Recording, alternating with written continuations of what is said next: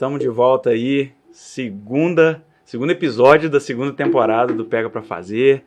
Hoje a gente recebe um cara aqui que eu já conheço há um tempo, foi meu professor e continua sendo, né? Vocês vão entender aí, o cara é fera. E também estamos com o Daniel aqui, que eu já apresento ele. Primeiro eu vou agradecer aqui, como sempre, os nossos patrocinadores. Primeiro é o Vero Vino Store.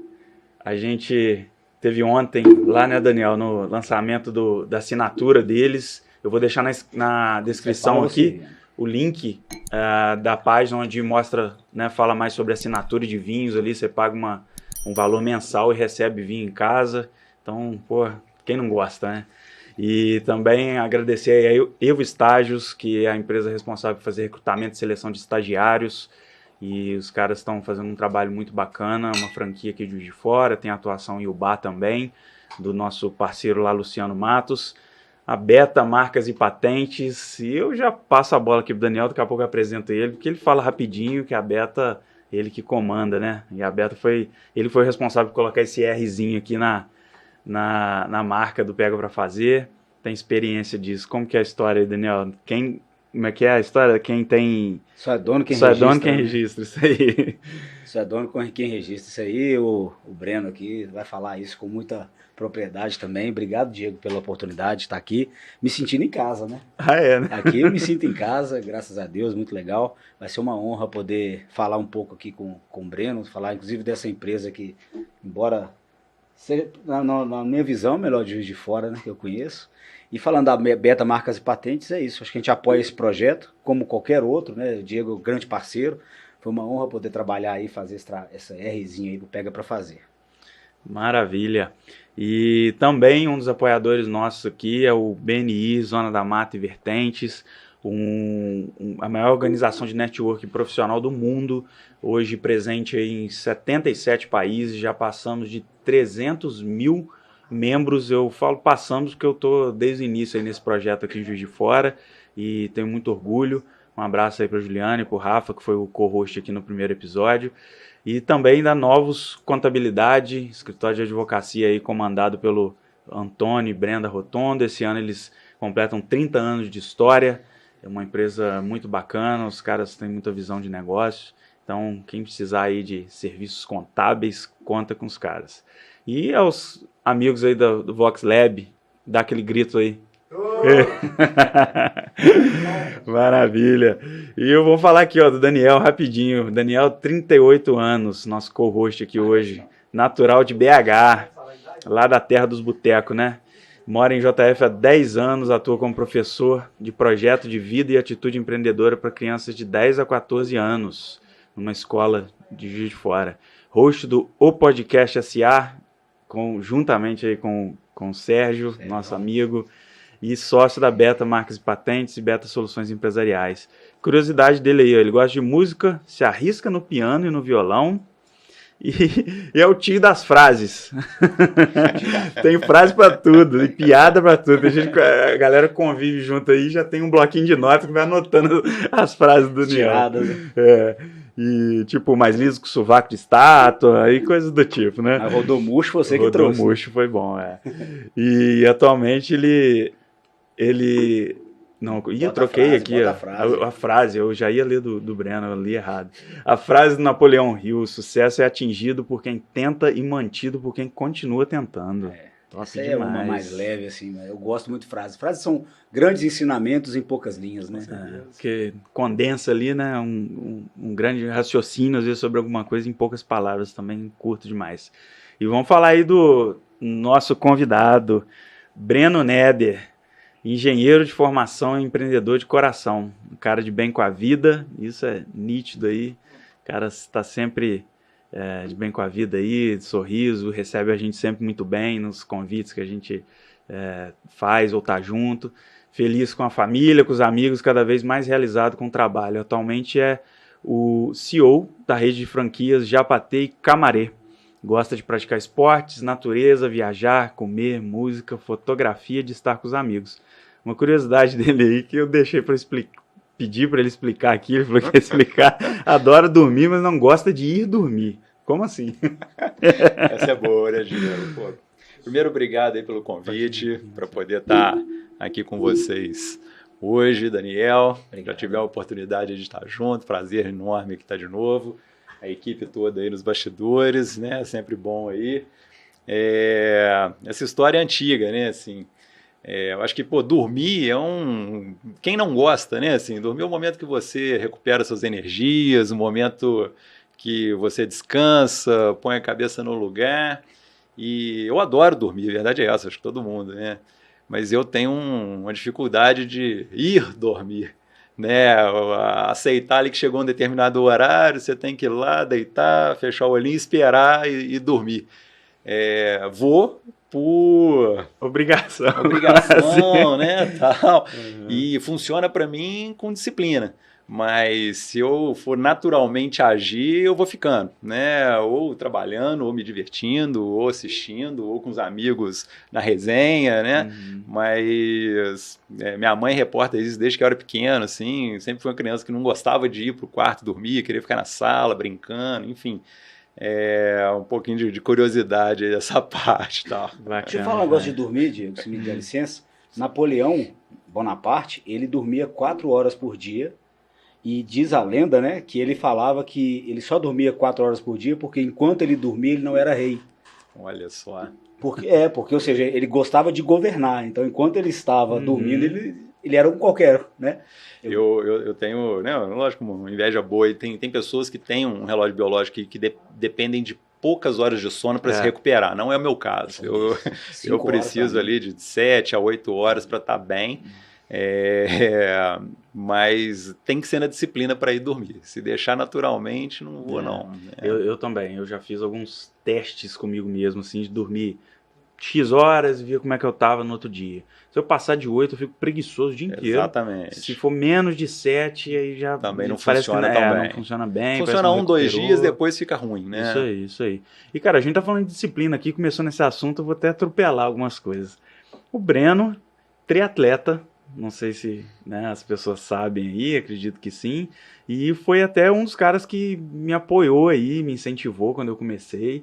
Eu lembro de uma frase dele, ele falando, cara, quando você chegar naquela rampinha lá do Ironman, você vai ser uma das melhores sensações que você já sentiu e você vai chorar e não tem jeito. Eu arrepio até agora.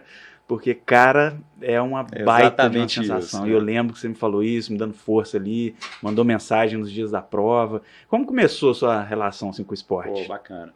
O esporte eu sempre teve muito presente na minha vida, né? Desde pequeno, eu sempre fui uma criança muito ativa ali e acho que toda mãe e pai na geração, né, deles ali naquele momento, a forma de fazer com que a criança gaste aquela energia é fazer esporte, né? E aí vale a natação, o futebol, as artes marciais, enfim. E eu sempre estive, né, muito presente ali nos esportes. O colégio, eu sempre participava de todos os esportes. Acho que só o futebol, que eu não tinha muita habilidade e tal. E aí, como qualquer criança que não tem habilidade de futebol, vai ser goleiro, né? Exatamente. Eu era goleiro, mas joguei vários esportes e tal. E é uma coisa que sempre teve muito presente na minha vida, né? Eu entendo hoje o esporte, independente se a gente faz um esporte por hobby, né, que hoje é cada vez mais comum, tal, você tem ali diversos benefícios ali do ponto de vista de saúde, ou o esporte competitivo, que mesmo amador hoje também existem aí para diferentes tipos de esporte, provas de todos os tipos, de todos os níveis, né? Ambos os modelos ali de hobby ou competindo demandam uma disciplina, né? Na época que você está treinando, está fazendo esporte, para você poder fazer o esporte como hobby, você tem que ter disciplina com seus horários, com seu trabalho, para sobrar tempo para você poder fazer o esporte, né? O Daniel falou aí que gosta das frases, né? A disciplina liberta, né? É uma frase, eu acho que muito aí. Já tá rindo lá. Disciplina liberta, e isso é verdade, né? Assim, quando você está fazendo esporte, você se alimenta melhor, você dorme melhor, tudo funciona melhor. Uma coisa puxa a outra. Exatamente. E o comprometimento, às vezes, com uma prova, igual um nível aí, um Ironman 70.3, né, que é o meio Ironman e tal, são provas que exigem muito fisicamente e muito mentalmente, né? Assim, Demais. normalmente você para chegar no final de uma prova dessa não é só físico, né? É muito mental também.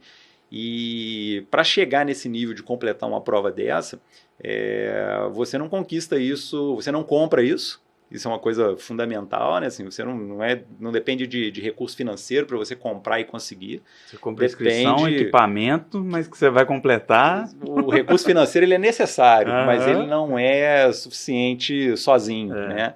Você tem que ter muita disciplina, você tem que ter muitos meses ali de treino, de horário dedicado. E hoje eu acho que isso ainda está muito melhor, o conhecimento sobre isso está muito mais bem difundido, mas é muito comum hoje você ver grandes empresários que reservam uma parte ali do seu tempo para se dedicar a um esporte e tal. E a influência que isso tem na vida profissional, ela realmente é absurda, né? Assim, o autoconhecimento, o emocional, a questão da disciplina aplicada no negócio, a questão da saúde em si, mental e fisiológica, biológica, enfim, tem muitos ganhos. E eu lembro na época que você me contou que você estava, né, iniciando ali nesse projeto, eu te incentivei mesmo, porque na verdade é um comportamento meu com qualquer pessoa hoje que busca algum tipo de esporte. E isso também é um pouco cíclico, né? Às vezes você está numa fase onde você não está ali tão dedicado para o esporte, mas é uma coisa que é sua e é um momento, né? Mas que volta. Eu estou vindo de uma fase aí, talvez os últimos 6 meses, 12 meses, o último ano aí, de um ritmo de muito menos treino, né? Muito ali no hobby, quando quero fazer. Mas esse ano eu me inscrevi numa prova aí para setembro, uma prova só de bicicleta, só de mountain bike, uma prova também que exige um pouco mais, e isso é muito bom, porque aí também te coloca um objetivo, uma meta, e aí você faz aquele cronograma reverso, né? Assim, quando eu tenho que começar a treinar, o volume, a dedicação, e aí os ganhos ali que permeiam tudo isso que a gente está falando, eles são muito evidentes no dia a dia ali, desde o humor, o condicionamento físico, o mental, acho que tudo isso contribui demais. Aí. Você vê nisso aí, né, cara? Colocar meta, se planejar, isso tudo faz um paralelo com empresa, com negócio. Exatamente. Então é o que eu falo muito, o Monique fala muito. Assim, né, para quem está assistindo aí, se coloque um desafio e, né, algo que você pensa que, né, tem uma certa dificuldade, não pode ser fácil demais também, e se planeje para isso e corre atrás, porque né, a sensação de conquista com isso também, autoconfiança, o teste ali da disciplina, foi exatamente por isso que eu fiz, né, me propus nesse desafio e mudou total assim, meu comportamento, minha forma de encarar as coisas, de olhar para um negócio e falar, não, eu consigo. Todo dia um pouquinho, eu consigo. Porque é o que você falou, não é um esporte desse, uma prova desse tipo, não é um negócio que se compra, não é um negócio que você treina uma semana e vai fazer, né? Então, no meu caso lá, eu comecei em 2018, assim, aí teve pandemia, mas for ver, foram 4 anos ali, tudo bem que teve vários períodos que eu não mantive sequência, não fui constante, mas é uma coisa que faz total paralelo com o negócio, com vida profissional, então por isso que eu gosto sempre de puxar esse assunto, sabe? E eu pretendo trazer outras pessoas aqui que vão falar um pouco disso também, cara. E existe, eu acho que às vezes uma falsa impressão também, de quando você opta por um esporte, por exemplo, individual, né, que você vai estar muito sozinho, né, e isso não é verdade, né, assim, porque acaba que você não treina sozinho, né, você você conversa com isso sobre as pessoas que também fazem a mesma coisa que você faz, tal. Então, em alguns momentos pode parecer, né, que um esporte às vezes individual ele, enfim, não gera um network, não gera ali interação pela natureza do esporte, mas é exatamente o contrário. Né? Todo esporte tem sua tribo, né? Exatamente. Mas ele gera o esporte individual, eu falo isso porque eu sempre gostei de jogar futebol, né? E aí na pandemia, não estava podendo jogar, eu comecei a jogar tênis. E tênis é um esporte difícil demais, muito mais do que técnica, parece, né, cara? Muito técnico, muito absurdo e totalmente você dentro de quadra, você brigando contigo o tempo inteiro. Porque você xinga. Você também que os profissionais quebram raquete exatamente porque, tipo, eu sabia fazer isso, por que eu errei. Então, foi um esporte que me ensinou muito sobre resiliência interna, assim, sabe? Tem livros sobre isso e tem, acho que 2 documentários no Netflix sobre tênis. Muito Justamente bom. por causa dessa parte psicológica que me trabalha muito. Não, e você joga, tanto que se você se desestabiliza numa partida, desconcentra, cara, já era. Difícil recuperar, né? É muito difícil, é muito louco isso. E a vida profissional, Breno? A curiosidade que eu falei aí, o Breno foi meu professor na faculdade de informática, era programação, cara, Delphi. Eu acho que existia uma linguagem de programação, hoje eu estou muito afastado desse mercado, mas existia uma linguagem de programação que chamava Delphi, né? Delphi, isso aí. Delphi 5. Tinha as versões, e eu queria ser programador e, cara, fiz um tempo na sistema de informação na Universo e tinha muito cálculo. Cálculo 1, 2, 3, 4. Não é meu lugar aqui não, bichão. Aí mudei pra Unipac, não tinha tanto cálculo. E aí o Breno é professor lá. Bacana. Cara, a história acho que de professor específico, ela se mistura muito com a vida profissional, mas ela começa até antes mesmo ali da faculdade, né? Eu, no antigo ali científico, né? Hoje são os 3 anos que antecedem ali o vestibular, como forma ali de começar a ter o meu próprio dinheiro e tal, eu dava aula particular de matemática e física para os alunos daquela fase ali, né? Às vezes um pouquinho para trás, do ano anterior. Eu sempre tive muita facilidade com as matérias da área de exatas, sempre gostei muito. E na época, a forma que você tinha de anunciar que você era professor eram classificados do jornal, né? Então você colocava lá no jornal aula particular, o telefone e tal. E ali eu conquistei alguns alunos, né? Normalmente quem ligava eram as mães, né? Ou os pais e tal. E a vida ali de professor ela começa ali, né? Naquele momento ali e tal. Eu fui fazer engenharia elétrica na Federal aqui de Juiz de Fora. Tinha uma aptidão ali grande com as matérias da área de exatas, gostava. Tinha 2 tios que eram engenheiros eletricistas e que, de certa forma, foram inspirações. O meu pai, ele é militar, mas ele conseguiu uma licenciatura de matemática, então também tinha esse viés dentro de casa ali. E fui para a faculdade de engenharia, já no segundo, terceiro período, eu fui buscar algum tipo de bolsa ou estágio, ou até mesmo, na época ali existiam as monitorias de algumas matérias e tal. E nesse momento eu conheci o CRIT, né, o Centro Regional de Inovação e Transferência de Tecnologia, existe até hoje e tal. O CRIT era um centro de tecnologia que dentro dele também funcionava uma incubadora de empresas de base tecnológica. E aí eu viro ali um bolsista estagiário do núcleo de informática do CRIT. Era um departamento de informática do centro de tecnologia que dava suporte para a instituição como um todo e para as empresas incubadas. E aí suporte, quando a gente pensa, né, você ali trabalhando, tal, passar cabo, né, fazer manutenção em computador, fazia de tudo, né, fazia de tudo. E naquele ambiente ali, despertaram duas questões comigo muito grandes ali. Uma era esse contato tão próximo com uma incubadora de empresas, né, onde você viam ali assim, empresários novos, jovens, que apresentavam um projeto e incubavam o seu projeto ali dentro, ficavam ali 2, 3 anos e iam para o mercado com a empresa, né?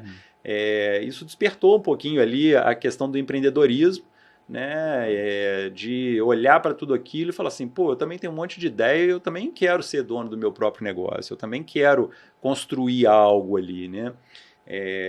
E o outro foi o lado da área acadêmica, de ministrar, de dar aulas, porque era um ambiente que fomentava muito os cursos, os treinamentos. E naquele momento ali a gente teve a oportunidade de dar muito curso interno também, né? Seja de programação, de banco de dados, ou até mesmo de áreas afins ali como comércio eletrônico. O CRIT promovia alguns cursos para os graduandos da universidade como um todo, às vezes como matéria eletiva, né? Então, antes de formar ali, eu tive a oportunidade de dar aula em alguns cursos desse e tal. e isso despertou também esse interesse.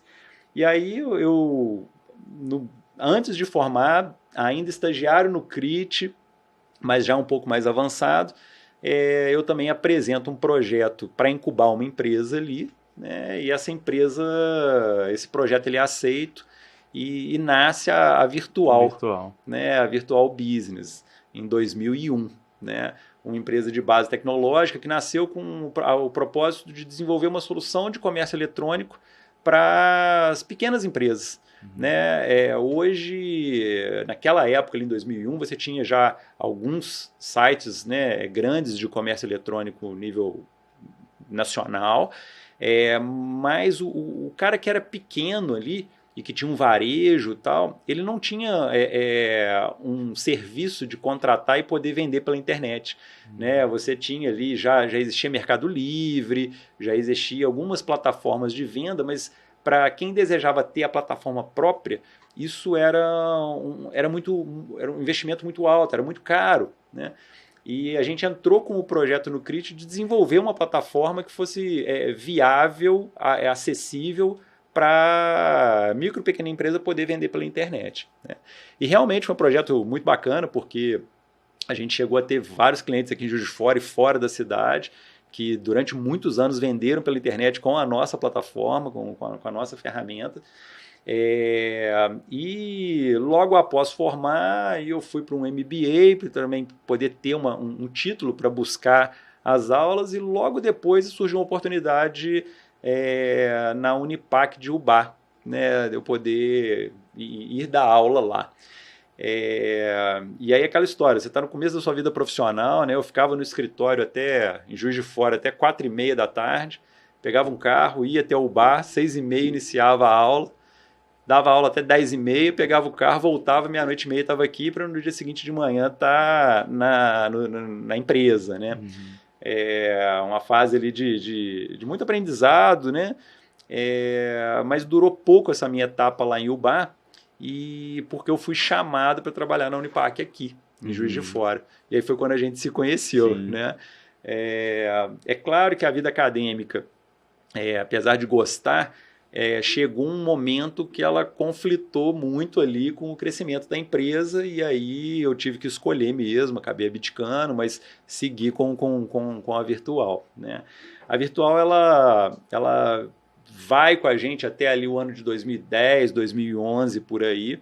Nesse momento, o Japa Temac, até então, né? Até então Japa Temac, hoje Japatê, que era uma temaqueria ali no Alameda, e nós éramos clientes. Eu, Felipe, meu sócio, nós éramos clientes ali daquela temaqueria, a gente descia, lanchava ali e tal. Antes de você desenvolver o assunto, vai lá. Vamos comer. Cara, igual televisão de cachorro, isso aqui, ó. Olhando. A televisão de cachorro. Olhando domingo. O frango assado rodando. Cara, o Breno trouxe aqui, ó, muita coisa pra gente. Tem que dar nome isso aí. Como é que começa? Quer falar aí, Breno? Vamos lá, eu acho que tem aqui.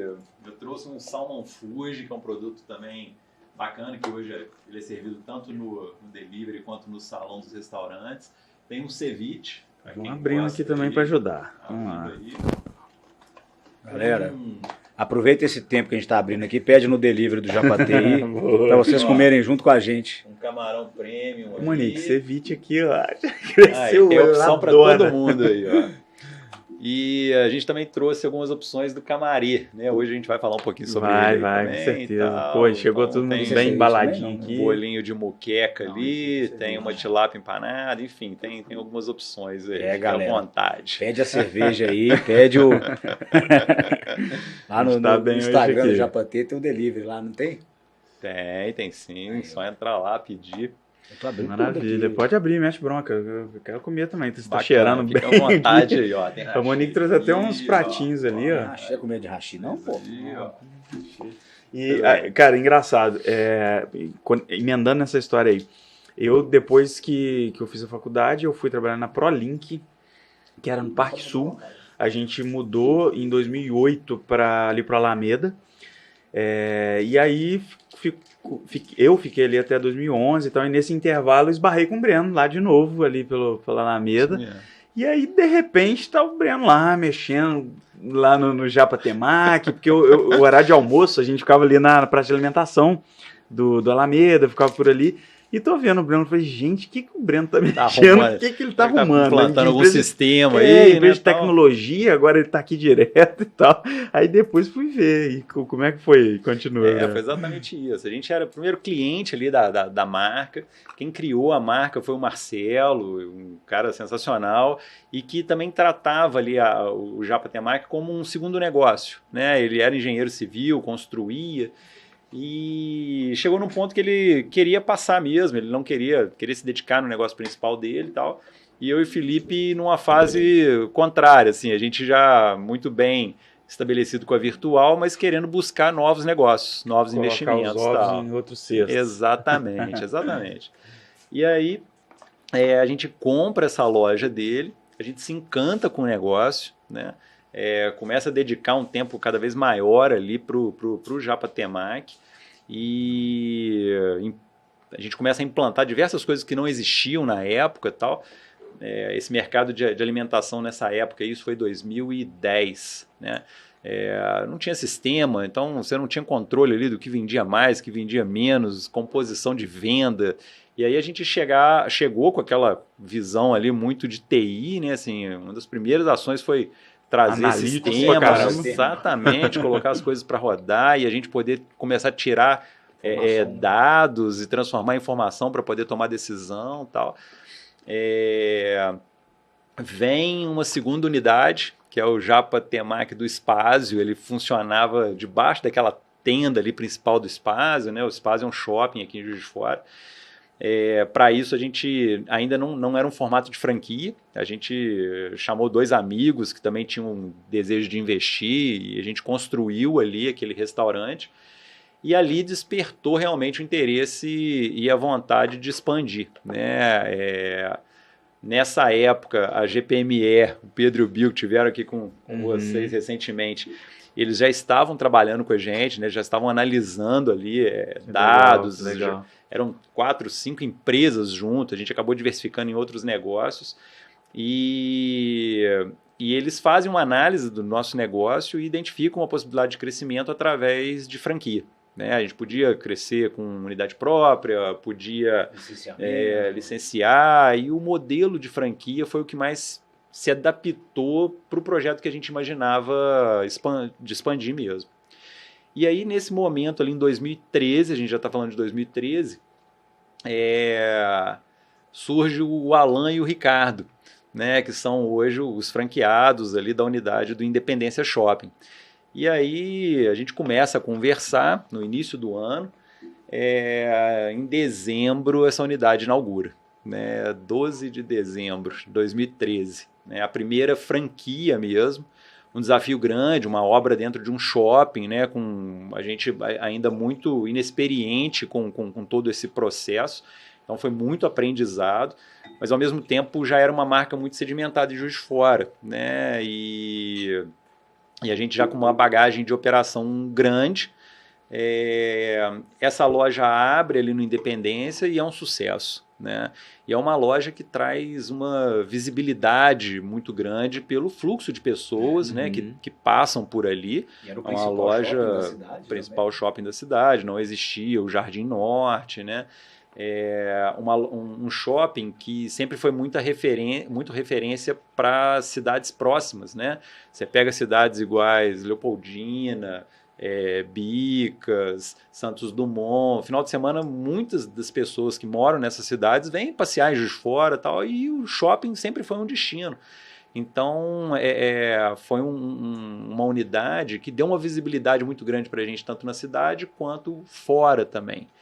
E aí inicia um projeto de expansão no modelo espiral, né? Ou seja, vamos um pouquinho para um lado, um pouquinho para o outro, mantendo proximidade até a gente entender o funcionamento disso tudo. E aí a gente começa com 3 Rios em 2014, 50 quilômetros de Juiz de Fora, próximo, a primeira unidade fora da cidade, mas ao mesmo tempo também um sucesso, uma unidade que começa vendendo muito bem, a marca chega muito forte na cidade. Um ano depois, 2015, a gente inaugura o Bar, né, já 100 quilômetros no sentido oposto, mantendo esse planejamento. e a partir daí a coisa realmente começa a acontecer, né? E aí a gente começa a crescer em diversas cidades, começa a ir para diversas cidades. Nessa época a gente não tinha ali uma prospecção comercial ativa, era uma venda que acontecia de uma forma muito orgânica e muito através do próprio networking nosso ali. Entendo que isso foi muito bom, porque a gente vê muitas marcas que às vezes crescem muito rápido e não se estruturam, e isso, principalmente através de franquia, é uma responsabilidade muito grande, porque quem está investindo é o seu franqueado, né? E se o negócio não está estruturado, ele é que sente lá na ponta, ele é que sofre. Às vezes e tal. é o dinheiro da vida do cara. Exatamente. Claro que é devido às proporções, né? E não é nenhum pejorativo falar isso, mas um franqueado, se eu me torno um franqueado já para ter hoje, eu sou mais um franqueado. Mas aquilo é a minha empresa, é 100% para mim e talvez 10% para vocês, né? Então, a representatividade, vamos dizer, em torno de negócio. Então, realmente é uma responsabilidade muito grande crescer sem estrutura, porque é a vida do cara, como o Diego fala. A gente tem uma corresponsabilidade muito grande em relação a isso, né? Assim, eu acho que a gente não está expandindo simplesmente um negócio, a gente está indiretamente transformando vidas, né? Assim, são pessoas que juntaram a sua economia, né, para investir num negócio, que tinham N opções, desde deixar o dinheiro parado e investir em outros negócios, e escolheram, né, o Japa T para investir. Então... Tá na Selic a 14. Entendeu? Muito melhor sem risco. Então, assim, exatamente, um risco baixíssimo e tal. Então, assim, e principalmente nessa época, né, quando você tem 3, 4, 5 unidades, quem investe, ele está investindo muito mais nas pessoas que estão por trás da marca do que na marca em si. Sim. Né? Porque a marca ainda não tem uma representatividade tão grande, os processos ainda não estão 100% ali formatados, é um aprendizado contínuo para todos nós. Né? Então, o grau de responsabilidade, de entendimento ali do que está acontecendo, ele é muito alto. Né? Aproveitar, Breno, que você falou nessa parte, que a gente falou um pouco até foi no fim de semana, né? O Diego, a gente teve a oportunidade de falar para alguns empresários também sobre dor de crescimento. E eu acho que dor de crescimento entra aqui nesse momento porque você está crescendo e aprendendo enquanto tem pessoas comprando a sua ideia e seu projeto e seu negócio. Como é que é a relação com o franqueado neste sentido? Tipo assim, ei, você vai precisar ter paciência comigo também. Como é que vocês lidaram com isso? Porque, tipo assim, às vezes você fala assim, não, minha franquia devia ser 100 mil, mas eu vou fazer por 80 porque nós estamos aprendendo. Como é que funciona isso nesse sentido, assim, enquanto franqueado? Uma pergunta bacana. Eu não acho que tenha sido só mérito nosso na escolha do franqueado, até porque nessa fase você não tem muito filtro de escolha de franqueado. Quando você tem uma marca muito grande, normalmente você tem mais pessoas querendo a sua marca para abrir do que opções de local para você abrir, né? Uhum. Então você filtra, você faz um plano ali, um funil mesmo, processo seletivo para escolher quem vai entrar para a rede, né? Assim, quando você tem 2, 3 unidades, o processo é o inverso, né? Assim, a pessoa procura a gente, se ela quer abrir, a gente vai analisar, tal, mas não tem esse filtro, né? Diminui um pouco, né? A régua, porque exatamente. Você precisa que ele também teste o seu exatamente. E nesse aspecto, eu acho que a gente também foi muito feliz e tivemos muita sorte ali, porque as primeiras pessoas que chegaram, né, os primeiros franqueados que chegaram e que estão com a gente aí até hoje, foram pessoas muito especiais, pessoas muito talentosas, pessoas muito competentes e que também tiveram uma relação de muita transparência, né, com a gente. Assim, pô, quem comprou uma franquia quando você tem 2 unidades e ele está comprando a terceira, tá apostando, né, ele está apostando, né, assim, e não só isso, né, assim, eu acho que não só apostar, a verdade é que eles participaram do processo de crescimento com a gente, de aprendizado com a gente e ajudaram a gente a construir e chegar onde a gente chegou, né, porque a gente tem 2 lojas. Quando você abre uma loja no mercado novo, a percepção desse mercado novo é de quem está lá na ponta. Né? Por mais que hoje eu entenda que o meu mix de produto está funcionando aqui, ele está perfeito aqui, talvez lá não vai funcionar tão bem. E quem vai identificar isso é ele. E se eu estou fechado a ouvir o que ele está trazendo, ou se eu estou ali numa fase onde eu entendo que, pô, ele só tem que seguir o que a gente fala, né? Isso não vai funcionar. Isso não, Nem quando você estiver grande, né? E o pensamento é exatamente esse, porque é claro que hoje a gente tem muito mais embasamento, a gente tem muito mais estrutura, o serviço prestado pela franqueadora hoje, ele é muito melhor, infinitamente melhor Tem do dado, que né? ontem. Tem histórico, tem Exatamente. processo já mapeado. E eu luto todos os dias para que hoje seja também muito pior do que amanhã. Né? Então esse aprendizado ele é constante, né?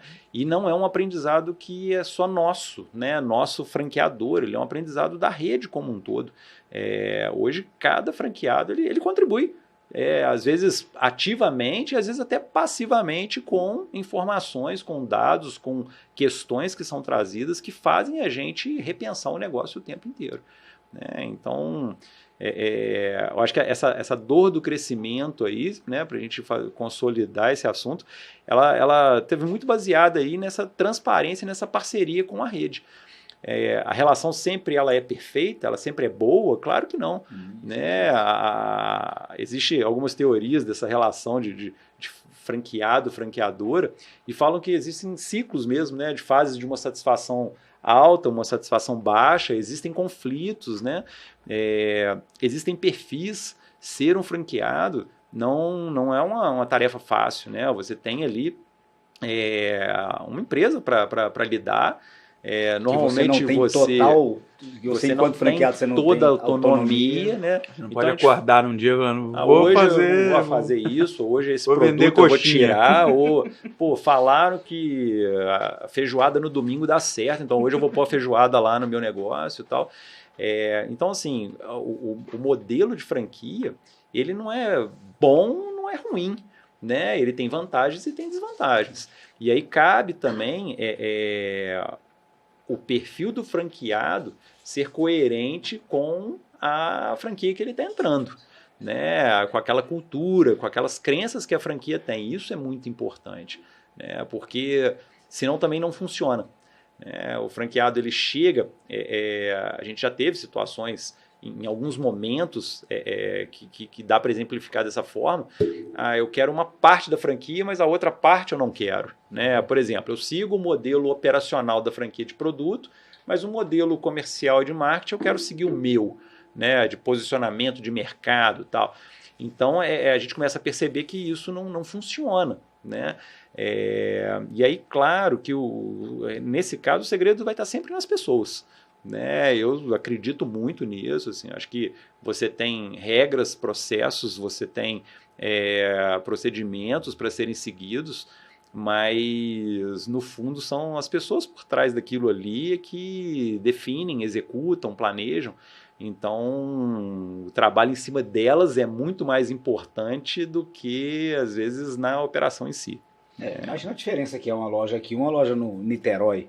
Exatamente. Até por isso, diferente desse local. Até por isso que você falou, talvez as pessoas não conheçam e tal, é uma estratégia de franquias, de expansão, esse crescimento em espiral. Sim. Né? Porque não dá para você ter algo aqui em Juiz de Fora e querer abrir lá no Nordeste uma primeira unidade de franquia. Então a ideia é abrindo em cidades próximas, não é isso? Exatamente. Para facilitar uma série de coisas, né? Inclusive um acompanhamento mais próximo, ir até a cidade, ver como está rodando, né? Isso mesmo. E dentro disso aí, Breno, eu até anotei aqui uma pergunta que eu não queria deixar de fazer, que está totalmente relacionado com isso.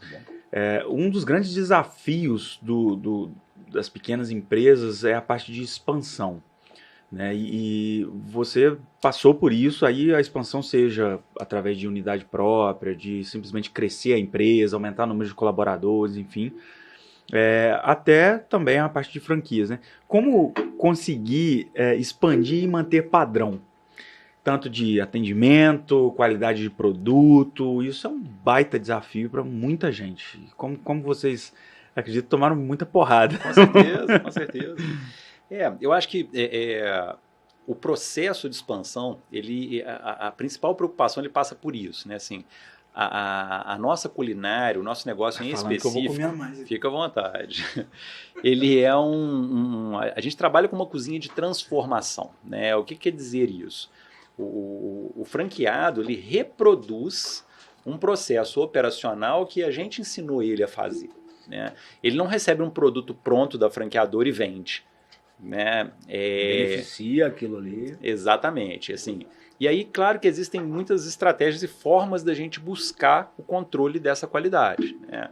Uma delas, por exemplo, é garantir que os insumos e os fornecedores que atendem esse franqueado sejam fornecedores de insumos homologados pela franqueadora, né? Do ponto de vista de qualidade do insumo que ele está trabalhando, tá? Quando esse material de qualidade, né, que a gente entende que é o melhor para a rede, chega até a unidade, aí passa a ser um trabalho dele, né? E aí esse trabalho dele, ele está baseado realmente em muito treinamento, em muita capacitação, né? A gente viveu várias fases. A gente teve fase de estar presente nas unidades de uma forma física muito intensa, a rede vai crescendo, isso precisa ir mudando. Hoje existe, por exemplo, uma plataforma de EAD dentro da rede, onde todo o processo produtivo está numa plataforma de EAD. Sensacional. Né? Assiste online a aula lá. Assiste online, junta a equipe, treina, vai lançar produto, faz tudo online. Que legal, cara. Na cozinha existe dispositivo, tablet, TV, onde numa dúvida de uma receita, ele, qualquer momento ele acessa ali e vê a gramatura, assim ficha técnica e tal, exatamente. Então, que legal. Isso, claro que traz muitos benefícios ali para garantir a qualidade.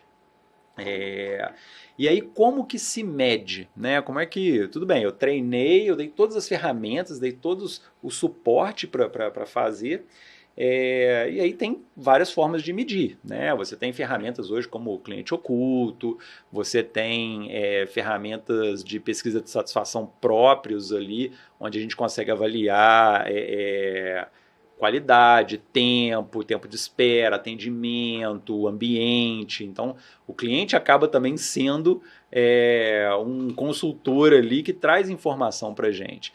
E cada vez mais essas informações estão públicas, né? Então você tem comentário nas redes sociais, você tem avaliação nas plataformas de delivery.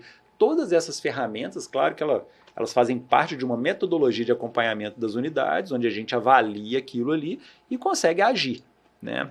Mas eu voltando a falar sobre as pessoas, né?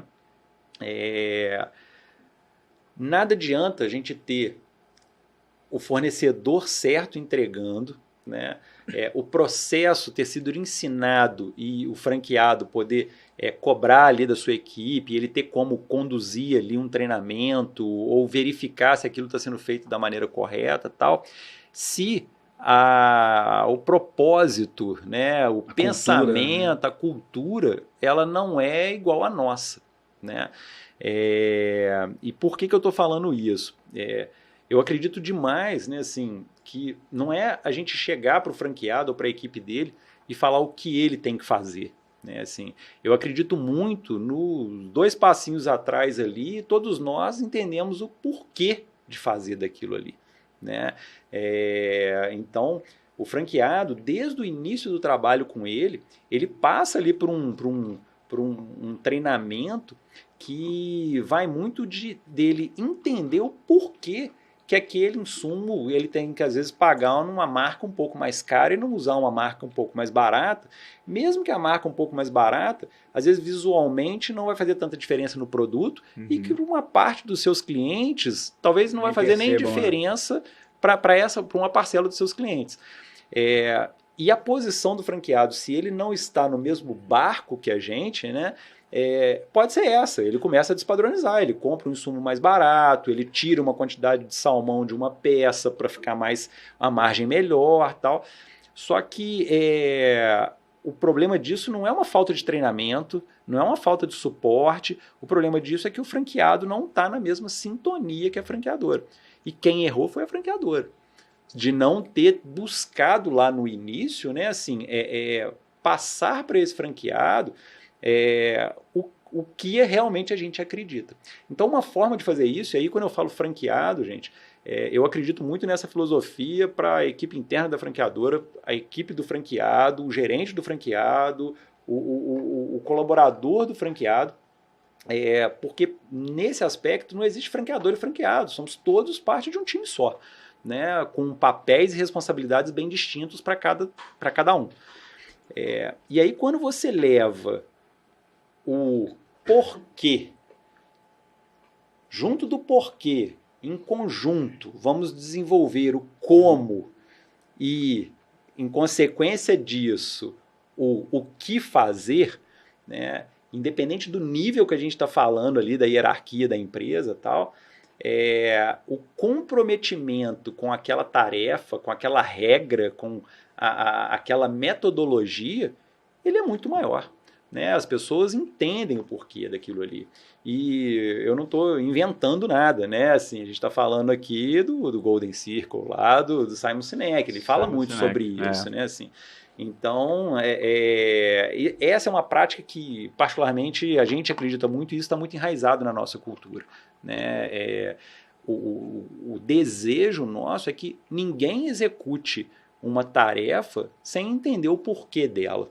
Né? Porque quando a gente entende o porquê, a gente executa com mais prazer, a gente identifica oportunidades de melhoria. Porque quando eu estou aqui só batendo um martelo em cima de um prego, sem entender que quando essa peça fica pronta, ela serve para uma outra etapa ali, né? Eu não consigo ter uma visão um pouco mais global e contribuir com melhorias e tal. Agora, a partir do momento que o porquê está claro, né, gera em todo mundo essa percepção de melhoria e a visão do todo.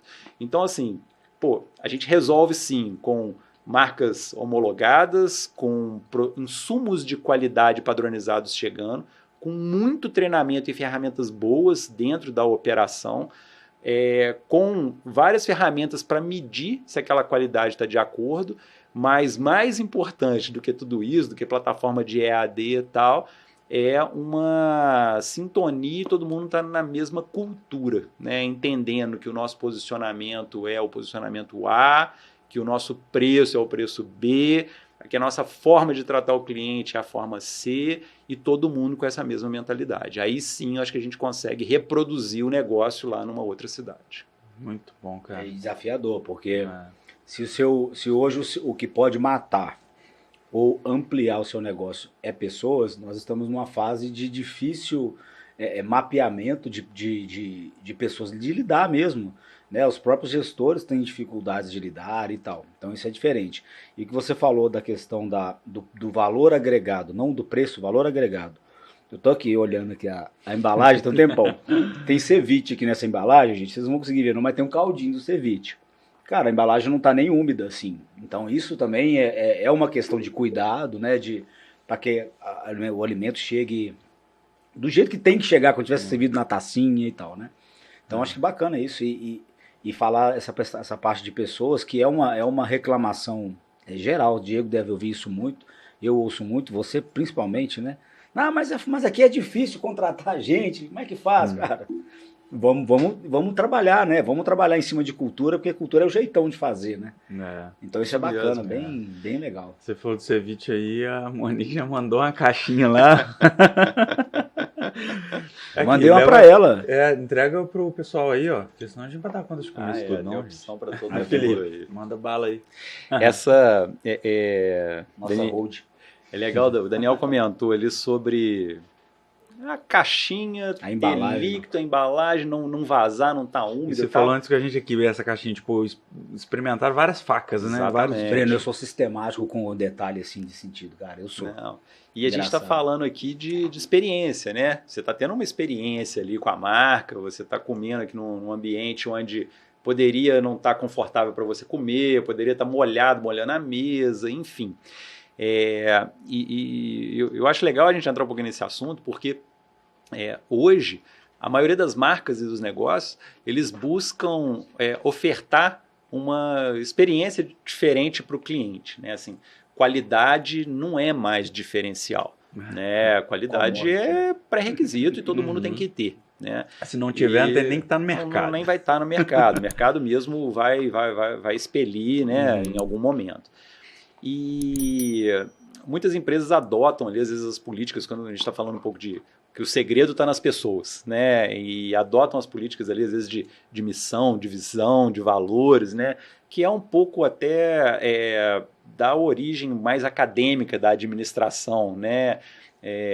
A gente, ao longo dos anos também, desenvolveu algumas formas diferentes da gente entender como criar essa cultura interna, como definir o nosso propósito, o que é importante para a gente, né? E a experiência, ela é um dos valores, né? Assim, a gente foi buscar formas de documentar e até mesmo como que a gente vai compartilhar isso na rede, como que a gente vai contaminar, né, a rede com isso. E a gente foi para uma linha muito mais de pilares, né? Ou seja, tudo que a gente fizer tem que estar pautado em pilares, né? O pilar que sustenta tudo mesmo. E aí, a partir daí, surgiram realmente, depois de, acho que é engraçado que essas coisas a gente não define num papel e depois faz executar na prática, né? Na verdade, a cultura ela vai surgindo baseado nas ações, baseado nas pessoas e tal, e claro que você vai moldando aquilo de acordo com o que você acredita para o seu negócio, e aí isso depois é uma formalização, uma documentação daquilo que já existe. E foi assim que acabou acontecendo. Então a gente tem 4 pilares muito fortes lá, né? 3 pilares, eles são totalmente internos e que dão suporte para o 4º pilar, que é exatamente a experiência que a gente está falando aqui do Daniel. Então, por exemplo, o nosso primeiro pilar, que isso, de novo, vale para todo mundo, vale para o Breno, vale para o conselho, vale para a equipe da franqueadora, para os franqueados, para a equipe do franqueado, né? Que é a satisfação pessoal, né? Ou seja, quem está envolvido com a marca, quem está trabalhando com a marca, independente do nível de como esteja trabalhando, aquele trabalho, aquele job ali, aquela ocupação, ela tem que gerar uma satisfação pessoal, né? Seja ela o conjunto ali de financeiro, de pessoas, de valores simbólicos, mas as pessoas que estão envolvidas ali têm que enxergar aquela ocupação como uma coisa benéfica para ela e que faça bem para ela, né? E não é que isso é um pré-requisito, não, mas isso ela é um parâmetro ou uma premissa que faz a gente orientar muita coisa interna também, né? Eu preciso ter um franqueado, uma equipe, um gerente, um garçom, um cozinheiro, um sushi man, que ele esteja satisfeito e feliz com o que ele desenvolve, né? Esse é um pilar. O segundo pilar ali é a criatividade, né? E aí, quando a gente fala de criatividade, talvez a primeira ideia que venha na mente é a criatividade lá do marketing, né? De fazer campanhas legais e tal. Mas não, a criatividade de uma forma um pouco mais ampla da palavra, né? É a criatividade em buscar soluções para o negócio que hoje você desenvolve, né? A criatividade, kids, por exemplo, prato, né, diferenciado. Um prato diferente, um processo que é feito de uma forma, mas eu entendi aqui que se eu fizer dessa forma diferente aqui, eu vou ter uma rentabilidade maior, ou eu vou ter uma diminuição no tempo de entrega.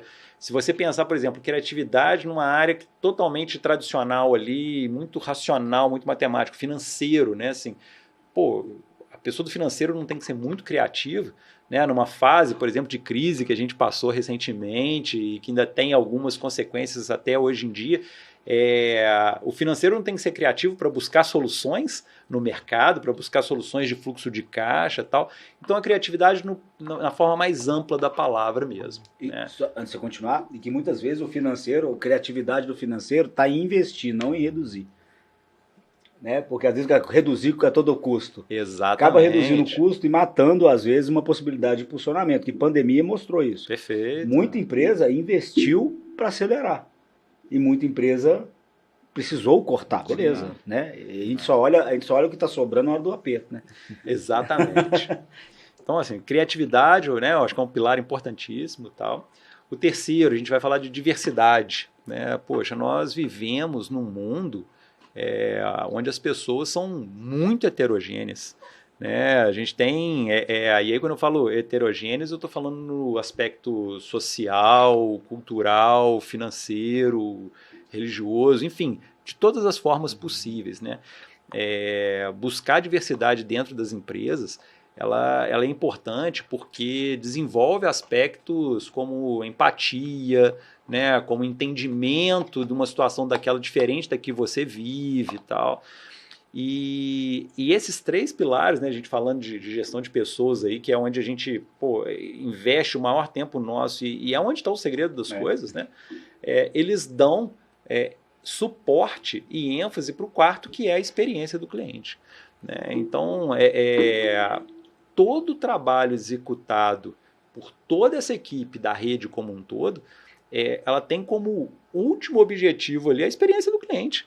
Né, gerar uma experiência para o cliente positiva, que foi de onde surgiu o nosso assunto aqui, quando você começou a analisar a embalagem. E o Rafael trouxe isso aí no primeiro episódio, quando tem a exemplificação da inversão da pirâmide no monge executivo, né? Perfeito. Quando você coloca o board da empresa de baixo olhando para cima, o cliente é que está lá no topo. Exatamente.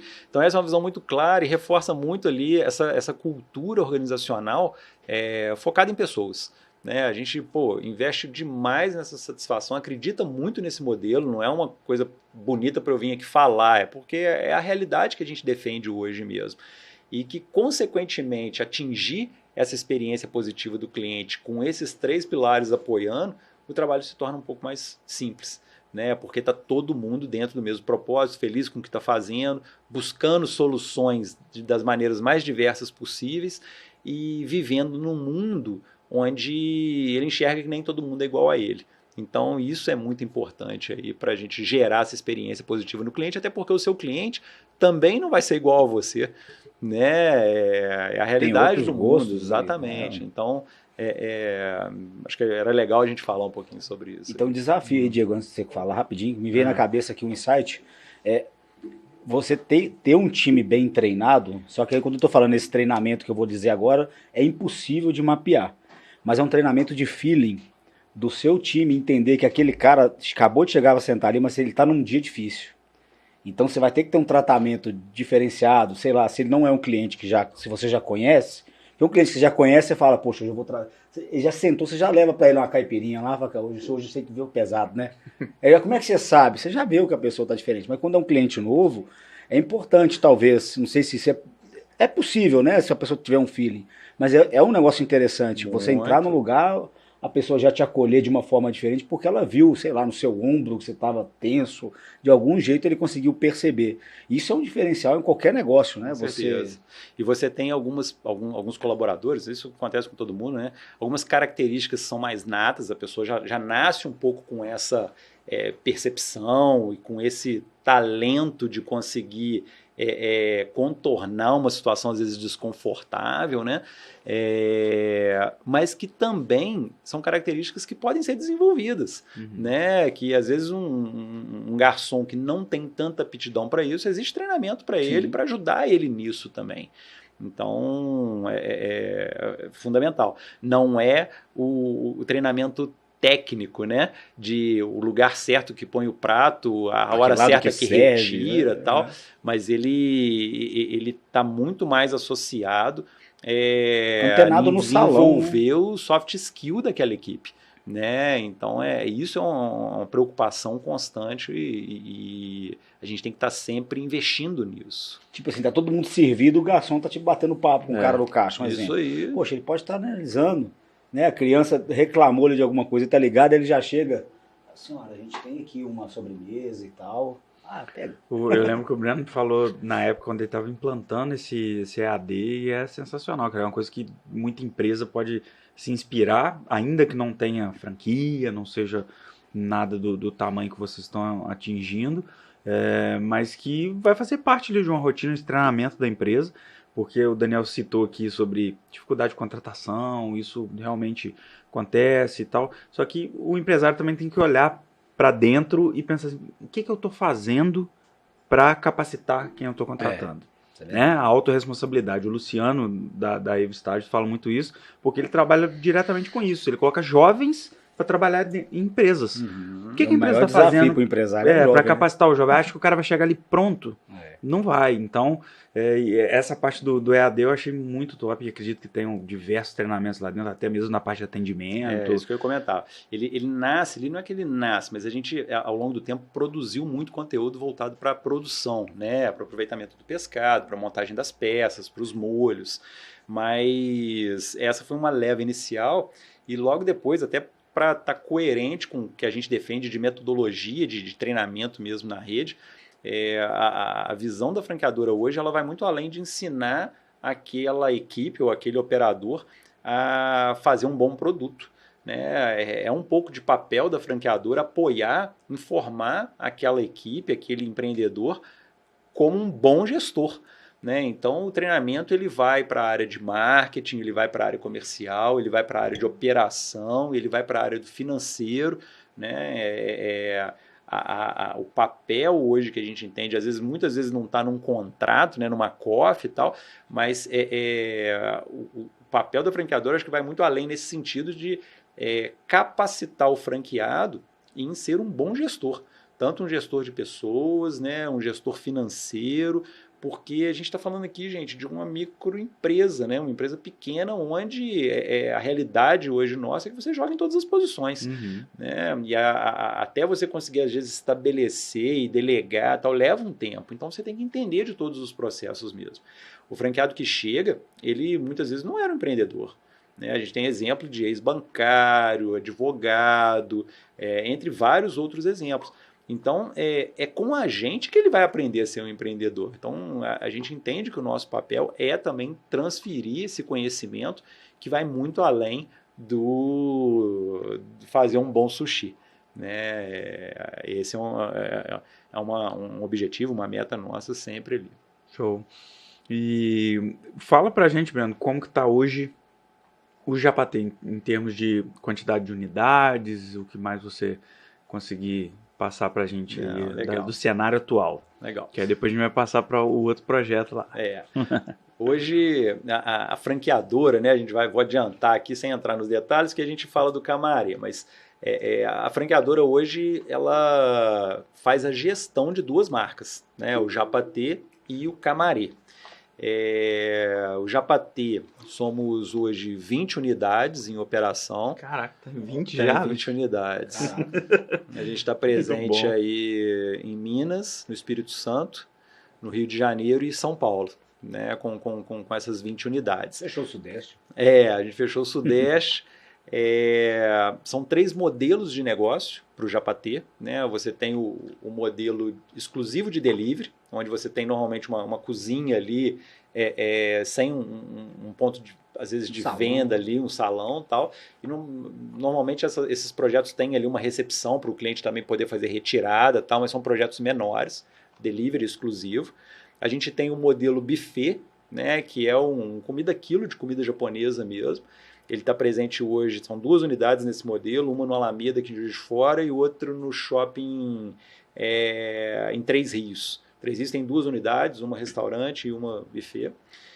E o modelo onde a gente se originou mesmo, ali nas primeiras lojas, que é o restaurante completo, né? Que aí sim ele tem salão, ele tem estrutura e que também faz delivery. Né? Então, são 20 unidades nesses 4 estados, somando esses 3 modelos. E somando com o Camaré, que a gente vai falar um pouquinho dele, hoje o Camaré já são 8 unidades, né? Lembrando que o projeto de expansão começou em dezembro agora, né? Assim, então está num ritmo bem acelerado mesmo essa expansão dele. E pretende aumentar a pecinha ali do Japatê no tabuleiro do War? Como é que tá? O Sudeste já foi, dominou. Parti agora porque o Centro-Oeste. A gente tem hoje a gente chama desse mapa de expansão, né?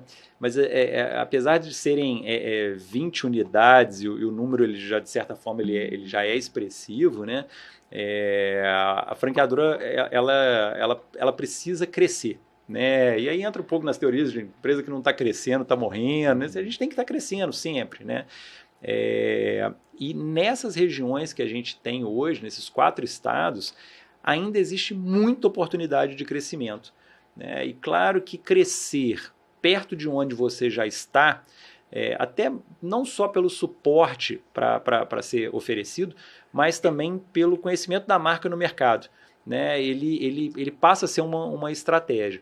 Então é lógico que a gente nunca está fechado a buscar novos estados ou expansões, mas ainda existe muito mercado no Sudeste para a gente estar presente. Né? Muitas cidades que poderiam hoje receber um Japatê, são essas cidades que num primeiro momento a gente está mirando. Acho que é legal, Diego. Já vai passar para o Camarê? Mas pode falar aí. Não, eu acho que antes de passar para o Camarê, até porque falo um pouco muito disso aqui, né? Não é para fazer propaganda na Beta, não. Mas é porque eu acho que é legal que muitas pessoas me perguntaram, por trabalhar com isso, se o Japatê mudou de Japatê por causa de problema com marca. Que não foi propriamente dito com problema de registro, né? Você contou pra gente lá naquele caso, então acho que é legal, né? Falar isso pra pessoa. Tem muita gente que tem essa dúvida. Vamos contar. E para entender também a visão do empreendedor. Do mercado. Pensando na expansão, pensando num nome que, de certa forma, limita muito a visão do mercado, do cliente ali. Foi o que você falou naquela palestra que a gente estava, e foi muito legal. O Daniel puxou bem esse fio aí. O Japatê passou por isso e o Camarê também, né? A gente passou recentemente aí por 2 mudanças de marca, vou contar um pouquinho desse projeto, mas o Japatemac, né, ele nasce lá em 2007 com o Marcelo como uma temaqueria, né? Um cantinho ali onde você só vendia temac e tal. E à medida que o projeto foi crescendo, né, esse Japatemac deixou de representar o que a gente de fato se tornou. Né? Quando você olha para a loja do Espásio, a loja do Independência, o Jardim Norte, o próprio Alameda Buffet ali, e aí quando você vai para as lojas igual Três Rios, que foi a primeira fora da cidade, o Bar, tal, o Japatemac, o nome a marca começa a não refletir o que a gente é, né? E a partir do momento que você começa a crescer em mercados muito próximos, essa divergência entre a marca e o que a gente realmente ela tem um impacto pequeno. Porque quem conhece o Japatemac associa que já tem... não liga mais. Já não é a Temac, sabe o que a gente tem, sabe que tem um cardápio completo e tal, e a coisa acaba acontecendo. Uhum. Quando a gente chega num mercado onde a marca ainda não é conhecida, a gente começou a identificar um problema de comunicação local imediato. Né? Assim, eu lembro de várias unidades onde a gente estava ali no processo da primeira semana de inauguração, eu presente na loja, eu escutava de cliente chegando às vezes numa loja linda, maravilhosa, ele perguntava, mas aqui só tem Temac? Né? Desanimado já, né? Pô, aqui só tem Temac, eu olhava aquela loja maravilhosa, só tem Temac. Né? E o gatilho começou ali, tá? 2015, 16, 17, a gente começou a perceber esse conflito da marca com o que a gente realmente era, o que a gente se propunha a fazer. Além disso, quando a gente começa a expandir usando os meios digitais, né, assim, um franqueado hoje, um possível franqueado que busca por franquia na internet, né, quando ele entra num site que tem várias franquias, ou quando ele faz uma busca no Google, ele achava a gente ali, o Japatemac, e ele já imaginava que era uma categoria restaurantes, né? Exatamente. A gente acabava sendo comparado com várias outras temaquerias e às vezes até a proposta comercial ela era muito discrepante, porque o investimento na nossa loja era um investimento muito alto e ele comparava com outras temaquerias onde o investimento era muito baixo. Então também teve o viés comercial ali de atrapalhar um pouco. A marca era registrada, né? A gente não tinha um problema aí com isso, mas esse projeto de mudança de marca, ao longo desses anos, toda vez que a gente falava nisso, não vinha uma marca legal. A gente buscou empresas de Juiz de Fora, buscamos empresas de fora para fazer estudos e proporem marcas para a gente, e nada agradou.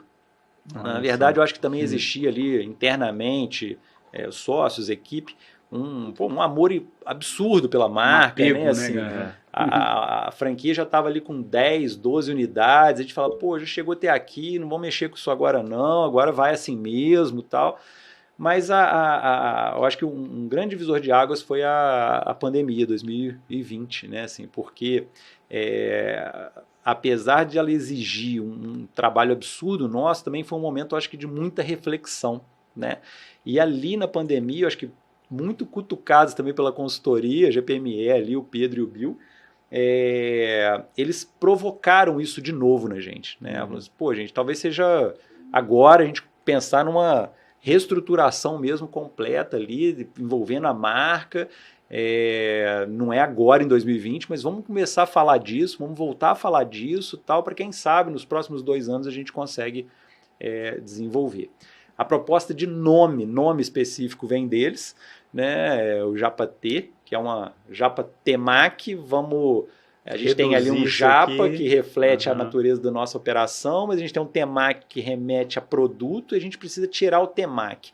Mas a gente também não queria virar um Osaka Sushi, né? A gente queria alguma coisa que, fizesse sentido. E por que não o Japa Temac, no momento onde muitas marcas passavam por também rebrand, redução, né?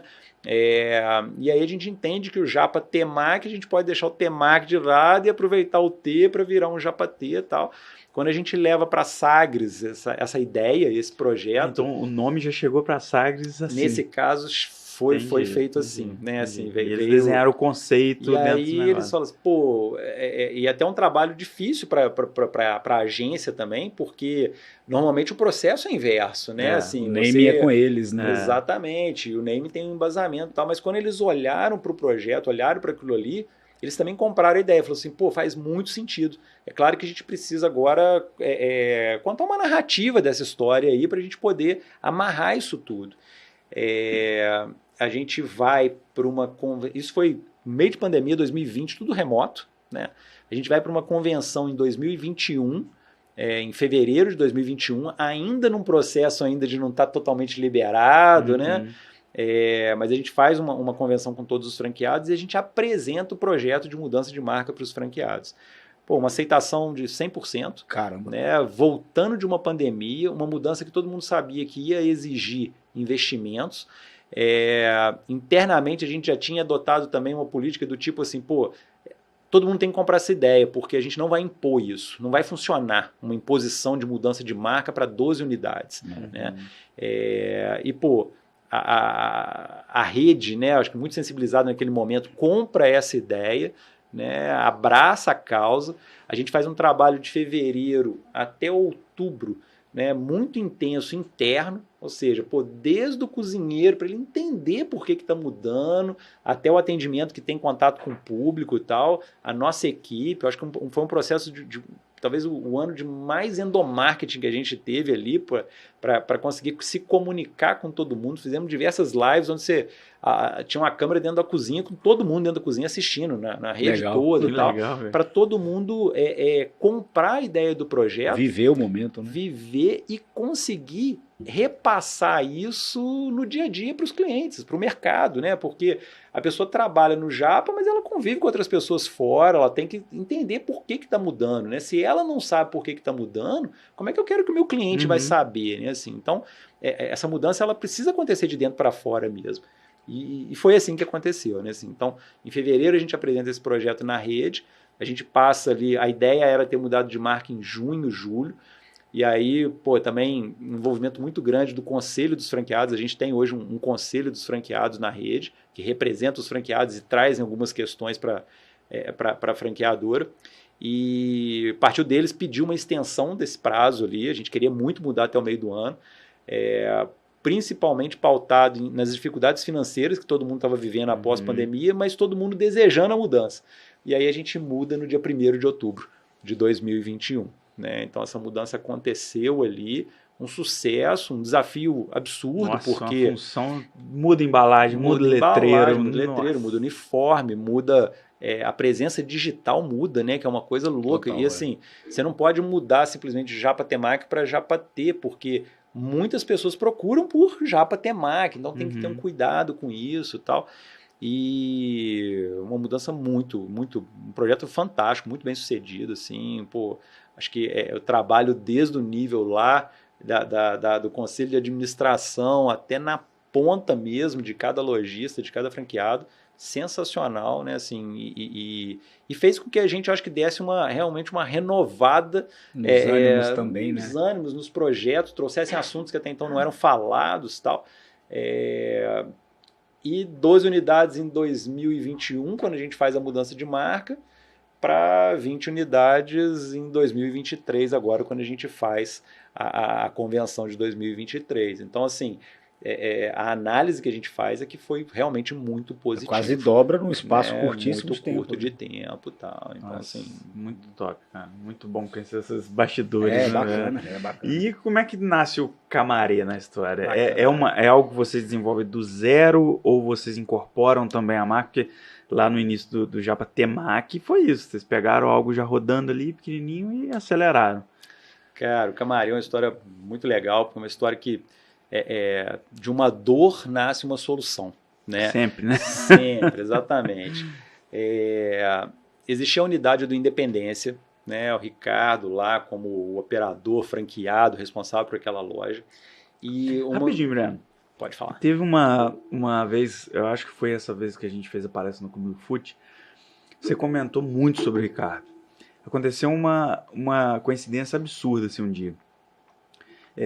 Você falou muito sobre ele, falou que é um cara muito daquele que pega pra fazer com força. E aí eu fiquei com aquilo na cabeça, cara. Um dia eu peguei um Uber e tô conversando com um cara do Uber. Isso foi assim, semanas depois. Acredite, foi muito doido.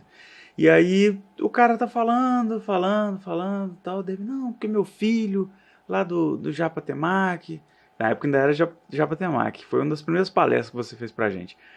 E aí eu falei, cara, qual que é o nome dele? Chama Ricardo. Não é possível.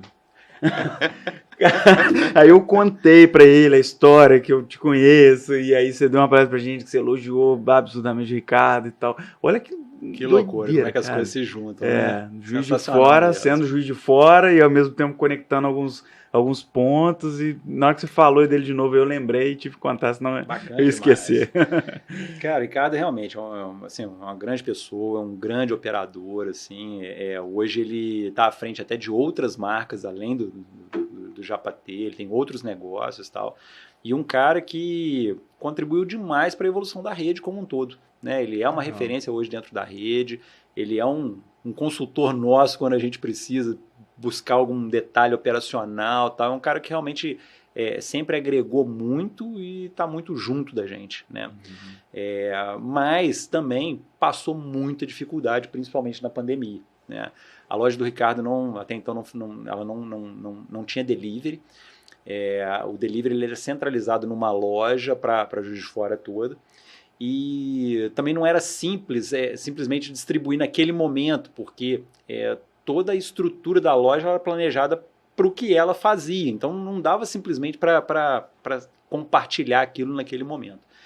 E aí o Ricardo procura a gente e fala, eu preciso fazer alguma coisa. Né? O Ricardo também tem um contato muito próximo com a GPME, e a ideia inicial vem deles, da GPME. Né? Ele falou o seguinte, vamos colocar uma outra cozinha aí dentro. Né? Se você tem uma cozinha parada, você tem equipe parada, você tem insumo, vamos criar um outro negócio, uma outra marca, a gente implanta isso como um delivery e depois a gente vê como é que fica quando o Japa voltar. Né? Mas vai ser uma forma da gente conseguir um faturamento hoje usando a estrutura que vai estar. Né? Exatamente, sem você ter que fazer investimento, usando a estrutura que está parada. E o que vai ser? Por que a gente não trabalha com camarão? Né? Já é um insumo que a gente tem hoje no nosso hall ali de insumos. Tal. A manipulação, você e sua equipe já dominam. Tal.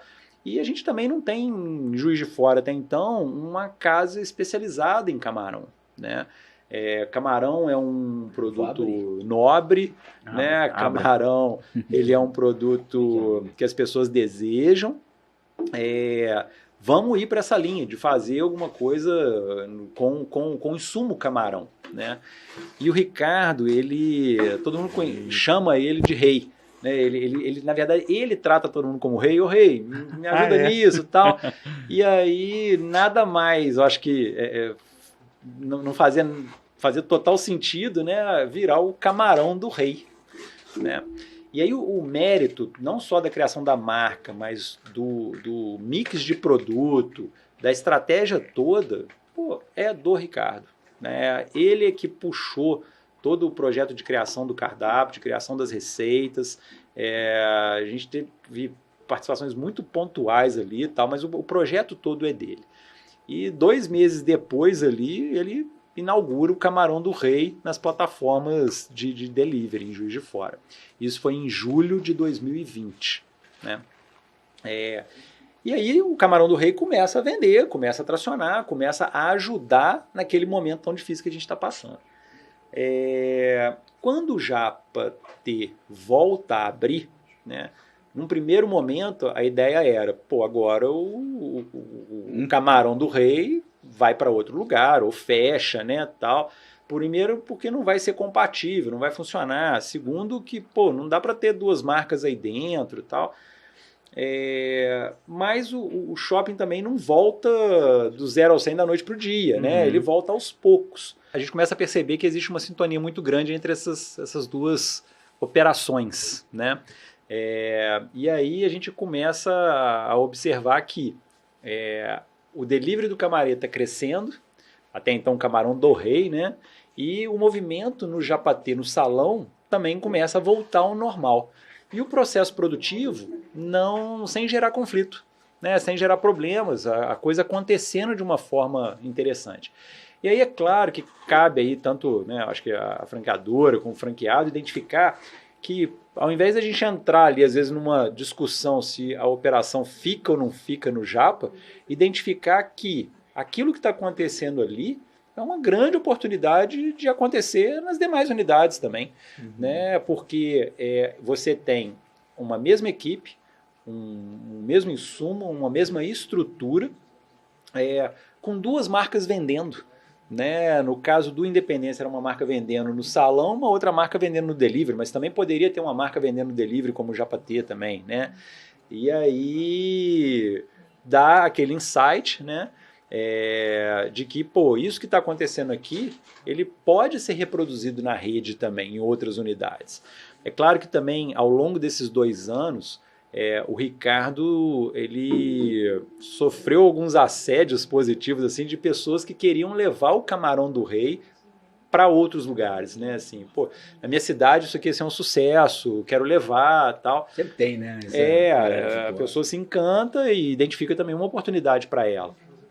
E aí o Ricardo, ele também dá um passo atrás e fala, sou um grande operador, mas eu não sou uma franqueadora, eu não vou franquear isso daqui, eu não tenho estrutura, não é o meu objetivo e tal. E aí, em algum momento, essa percepção nossa com a percepção dele se casa, né? E aí ele escolhe a gente, isso talvez tenha sido um fechamento de ciclo ali, desde quando ele abriu como primeiro franqueado, até ele criar uma marca própria, ter sucesso com ela e escolher a gente para expandir, que traz realmente muito orgulho e um sentimento de realização, né? De ambos. Exatamente. Cara, acho que de um cara eu não conheço o Ricardo pessoalmente, eu sou fã dele já. Não, vamos colocar ele em contato com você. Porque é lógico que ao longo, o Japa T do Independência faz 10 anos esse ano, né? Em dezembro desse ano faz 10 anos. E é lógico que ao longo desses 10 anos, assim como qualquer relação, você tem altos e baixos, tem momento de descontentamento e tal, mas se você passa por esses 10 anos e olha que depois disso tudo, a gente agora vai estar mais junto ainda do que nunca, numa marca que ele poderia fazer o que ele quisesse com ela, né? E ele resolve trazer pra gente, realmente assim, uma satisfação ali, um reconhecimento pra gente muito grande, né? Assim, e aí essa marca vem, a gente negocia e a gente chega num modelo onde a operação do Camarão do Rei é dele, mas ele passa a se tornar um franqueado e o direito da marca, a propriedade da marca vem para a gente, né? E aí naquele momento ali, a decisão foi, expande com o Camarão do Rei ou faz uma mudança de marca e expande depois, né? E Camarão do Rei aí sim, até então não era uma marca registrada, a gente com pesquisas primárias ali identificou que seria um problema registrar, eu ia falar porque isso agora, é muito... são 2 termos ali muito bem genéricos, e você tem diversos negócios no mercado hoje que usa camarão e que usa rei, que em alguns momentos usa rei dos camarões, então pode a gente conflitar, falou assim, né? a gente vai expandir uma marca que não está nem registrada, tudo bem, ela é interna na rede, depois a gente pode mudar, mas não era o caminho. Tá pequenininho, né? É uma operação, vamos fazer a mudança, a gente faz a mudança dessa operação e depois a gente leva isso para a rede, né? Assim, então, aí sim a Sagres é envolvida também de novo, a gente passa por todo um conceito de name, brand e tal, e aí surge o Camarê, né? Apesar de parecer a associação do Japatê e tal, mas se a gente for pensar no camarão do rei, é uma redução ali também. É a mesma filosofia que a gente Do aplicou Japatê. lá pro Japatemac, pro Japatê. E aí nasce o Camarê, né? Lógico que uma mudança de marca, para quem veio de uma mudança de marca do Japatemac para o Japatê, uma mudança de marca mais simples de ser executada, né? Uma operação que ela não tem presença física, ela é só digital, só uma operação em uma cidade, e aí é claro que a gente passa por essa mudança. O Camarão do Rei vira Camarê em novembro do ano passado, outubro, novembro do ano passado, e no mesmo mês a gente leva o projeto do Camarê para a rede. Ou seja, qual que é a ideia? Você que hoje tem uma cozinha do Japatê funcionando, seja para delivery, para salão e tal, a sua cozinha já tem a estrutura toda, equipe, equipamento, tudo pronto para você colocar mais uma marca ali dentro e gerar um faturamento que hoje você não tem. Você dá uma opção de upgrade. O seu custo fixo não muda em absolutamente nada, que você sacada. passa a ter só um custo variável do produto que você está vendendo. Né? Ótimo, é o melhor Eu custo não que tem sabia. dentro de uma empresa é esse. Eu não sabia que o modelo era esse. Cara. Exatamente. É quase que uma dark kitchen aí que o Claro, pessoal fala. o conceito veio dos modelos de dark kitchen, né? Que acabou que na pandemia e a potencialização do delivery no mercado mundial aí potencializou esse conceito, onde você tem uma estrutura única, com várias cozinhas trabalhando e diversas marcas no mercado vendendo, né? Dark kitchen ou a cozinha compartilhada ali, né? Então, quando a gente leva esse projeto para a rede, apesar de a gente ainda, né, estar vindo de um momento ali ainda de algumas dificuldades financeiras oriundas da pandemia ainda, todo mundo comprou a ideia, né? Falou assim, porque realmente eu preciso investir, porque é uma franquia, eu tenho uma taxa de franquia. A embalagem que a gente se propôs a fazer, isso foi uma mudança que a gente desenvolveu junto com o Ricardo também, é essa embalagem selada, né, onde você trabalha com produto. O Camarê tem um produto que muitas vezes ele tem muito molho, muito líquido, então a gente precisava de uma solução também para trazer mais profissionalismo aí e melhorar a experiência do cliente. Então, o investimento, além de passar por uma taxa de franquia, passou por um equipamento que sela a embalagem na hora ali. Você põe o produto na embalagem, ele sela, e aí ele está passível de ser despachado, enviado para o cliente. Quando a gente leva esse projeto para a rede, são 20 unidades, das 20, se eu não me engano, 15 ou 12 operam delivery, e dessas 12, 8 optaram já imediato de implantar o Camarê. Então, o Camarê, ele surge em outubro, novembro, em dezembro, janeiro, a gente inaugura 8 operações. Né? Então, uma rede que hoje, somando o Japatê com o Camarê, são 20 operações do Japatê, mas, além delas, tem 8 operações do Camarê que funcionam dentro das cozinhas do Japatê. Né? Estamos em implantação em Petrópolis, então agora em abril a gente fecha o mês ali com 9 operações do Camarê. Que tipo de cozinha, cara, Breno, precisa ter? Tem que ser uma cozinha que já tem uma tradição da comida japonesa, ou uma cozinha, sei lá, de um restaurante comum, bacana, ou de algum outro tipo de franquia que não seja desse, sei lá, o cara tem um Outback, ele atende? Sua pergunta é muito bacana, porque nessa filosofia de se preocupar com quem está comprando uma franquia, a gente tem um cuidado de vender uma coisa que foi testada. Né? Não dá para vender um PowerPoint. A gente consegue montar um negócio no PowerPoint e vender aquilo ali. Mas aquilo foi testado, aquilo foi feito na prática e tal. Então, a gente só levou o Camaré para a rede porque ele tinha 2 anos de funcionamento dentro de uma unidade do Japatê. Né? Uma unidade onde a cozinha ela é bem pequena, porque foi priorizado o salão dentro de um shopping e tal.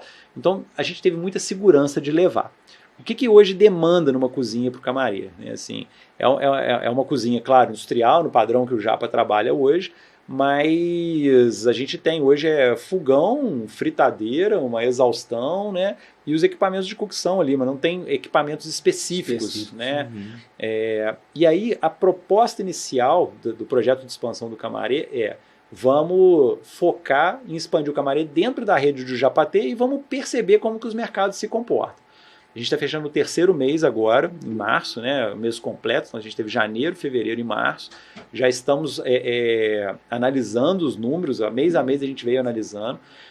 O ponto de equilíbrio dele é muito baixo, porque como ele não tem custo fixo, né, o ponto de equilíbrio dele é o variável. E a margem você tem ali, o de padrão que a gente tem na rede hoje. Então é muito rápido, você vendendo muito pouco, você já está no positivo. Você já está no positivo. Né? Eu te fiz essa pergunta porque eu tenho amigos no Rio que têm franquias de restaurantes que eles finalizam os pratos. Né? E aí eu estou te perguntando exatamente por isso, porque às vezes eu sugiro. Mas eu ia chegar nisso aqui exatamente agora. Assim. Agora, com as 8 unidades operando, e a gente viu que os mercados receberam bem, o processo produtivo funciona. Da mesma forma que a gente pensou fora da caixa lá atrás, identificou que ao invés de, vamos brigar com o Ricardo para tirar o camarão do rei daqui, ao invés disso, vamos levar isso para a rede e todo mundo sair ganhando com isso, né? Hoje a gente já percebe que o Camaré ele pode funcionar não só dentro de um Japatê, mas uma cidade que não tem um Japatê, mas tem uma cozinha, uma marca de japonês diferente da nossa, ela pode ter o Camaré. Né? Da mesma forma, com investimento muito baixo, sem adicionar custo fixo, só adicionando custo variável. E aí isso amplia esse mapa de expansão de uma forma absurda, né? Com um custo de investimento muito baixo. Então, já está dentro do nosso projeto, na nossa estratégia comercial. Né? O Camaré não pode estar limitado à rede do Japatê. E aí, para isso, o próximo passo são buscar operações que a gente sinta, claro, tenham qualidade, sejam bem-sucedidas no seu negócio, tenham ali um posicionamento de mercado interessante, para a gente implantar o Camaré em restaurantes que não necessariamente sejam Japatê. Num primeiro momento, culinária japonesa, que é onde a gente viu que isso funciona, mas nada impede de levar isso para outras cozinhas e para outros negócios. E aí, realmente, a capilaridade de expansão, ela se torna... Cara, que baita sacada. Vou ter que pedir uma visita deles aqui, Juiz de Fora, para levar eles para conhecer o Camaré. Nossa, muito bom. Para mim era algo totalmente separado, uma outra cozinha, uma outra operação. Funciona tudo ali dentro, tudo ali dentro. É um upsell ali tanto para vocês como franqueadora, né? Óbvio, a gente tem que ver isso, quanto pro próprio local ali, que já tem uma cozinha e tá simplesmente agregando uma nova fonte de receita da pandemia, ali. Né? Demais, isso muito. É engraçado. Se não tem pandemia, a gente não pensa... E a gente começou falando disso, né? Assim, um projeto que nasceu na dor, né? Assim, e a dor num momento talvez mais difícil aí da história aí, né? Assim, então, realmente, uma sacada, um pensamento fora da caixa no momento certo para a coisa acontecer. Eu tenho lido muito sobre essas coisas, tudo, inclusive um livro que eu tô lendo chama O Obstáculo é o Caminho.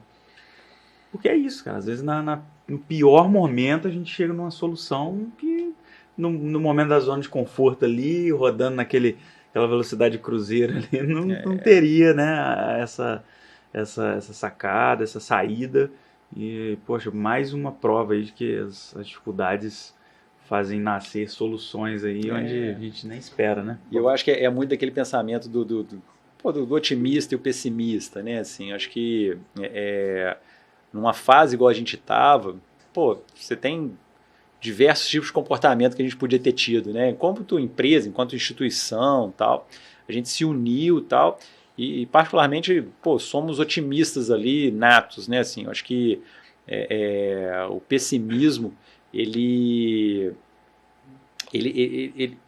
pra gente ele não se encaixa dentro da nossa filosofia, dentro da nossa cultura. O pessimista é reclamão, né? Reclamão te deixa no mesmo lugar, né? Exatamente. Você não pensa. O pessimismo ele é quase que uma profecia autorrealizável, né? Porque a partir do momento que você acredita que não vai dar certo, você se sabota nas atitudes que você deveria ter.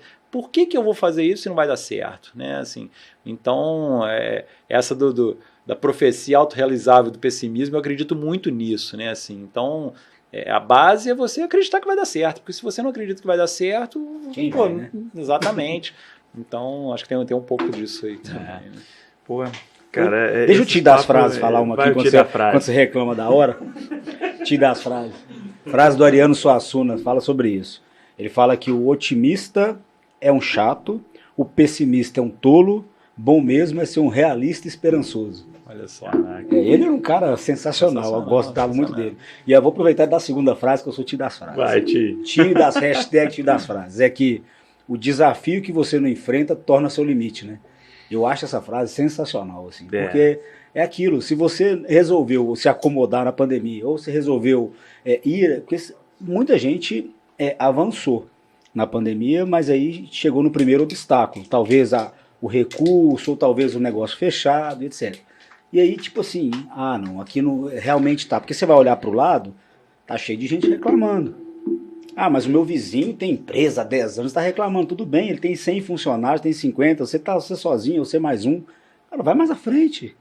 Vai mais à frente. Com certeza. É um momento bom para negociar qualquer problema.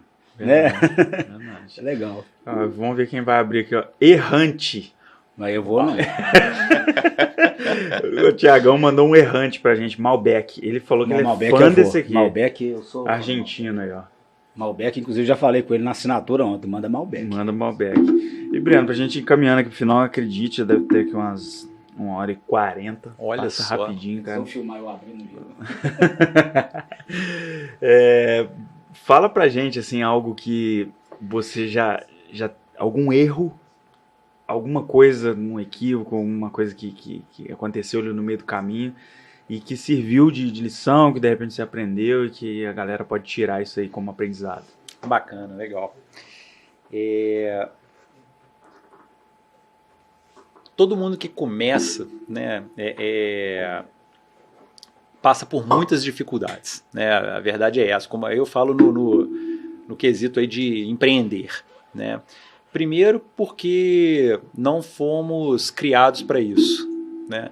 Não fomos educados para isso, né? O nosso sistema de ensino, ele é baseado em te fornecer conteúdo para em algum momento da sua vida você ser avaliado através desse conteúdo que você aprendeu, ser classificado e te gerar um posicionamento para você entrar numa outra instituição para continuar aprendendo uma coisa que também existe uma discrepância muito grande da academia que você vai aprender para o mercado que você vai encontrar. Então essa é a nossa realidade, né? Isso é fato aí e tal.